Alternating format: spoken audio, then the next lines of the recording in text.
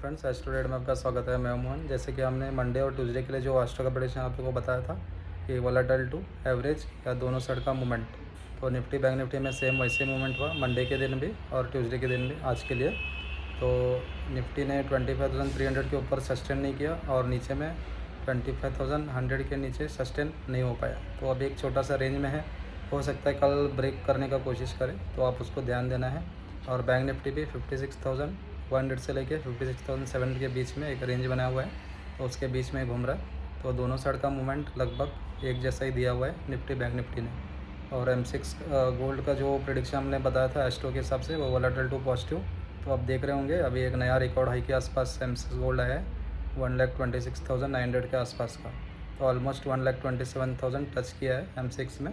और आने वाले दिनों में और भी स्ट्रॉन्ग होने का चांसेस है, लेकिन कहीं ना कहीं थोड़ा करेक्शन भी होना ज़रूरी है, लेकिन कब करेक्शन आएगा उसको देखना पड़ेगा। और जो M6 क्रूड ऑयल है वो वोलेटाइल टू नेगेटिव हमने पहले ही बता दिया था आपको।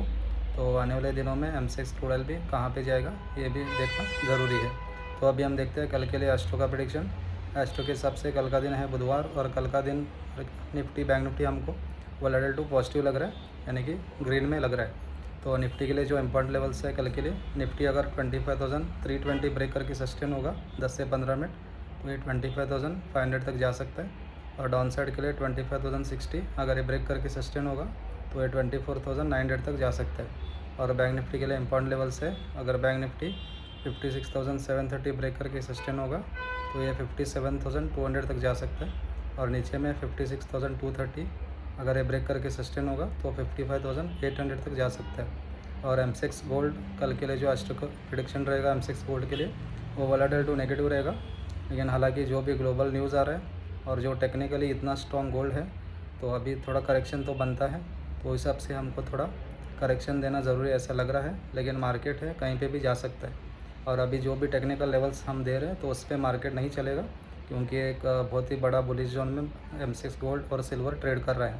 लेकिन भी M6 गोल्ड अगर 1,26,000 के ऊपर ही ट्रेड करके सस्टेन और क्लोजिंग देगा, तो इसका जो नेक्स्ट टारगेट है 1,30,000 के आसपास का। जब ये 1,21,000 था, हमने आपको टारगेट दिया था 1,25,000 का, वो आज पूरा हुआ है। और वैसे ही अभी हम नेक्स्ट टारगेट दे रहे हैं, अगर ये 1,26,000 के ऊपर क्लोजिंग देगा तो 1,30,000 तक जा सकता है। और नीचे में 1,24,000 के नीचे क्लोजिंग देगा तो ये वीक हो सकता है और 1,20,000 टच कर सकता है। और M6 क्रूड ऑयल के लिए जो एस्ट्रो का प्रेडिक्शन कल के लिए रहेगा वो वोलेटाइल टू पॉजिटिव का रहेगा। और M6 क्रूड ऑयल अभी एक सपोर्ट के आसपास ट्रेड कर रहा है 5100, 5050 और 5100 का एक बहुत ही बड़ा सपोर्ट है। तो यहाँ से सपोर्ट लेके मार्केट क्रूड का बाउंस दे सकता है, और उसमें टारगेट आने वाले दिनों में 5250 5400 का लग रहा है। तो आप देख के उसमें ट्रेड कीजिए। और जो भी ग्लोबली जो ट्रेड वार का न्यूज़ आ रहा है, तो उसका भी मार्केट में जो भी ग्लोबल मार्केट है उसका इम्पैक्ट कहीं ना कहीं हो रहा है, तो उसको भी आप ध्यान रखिए और टेक्निकल लेवल को भी आप ध्यान रखिए। Thank you. Profit day tomorrow.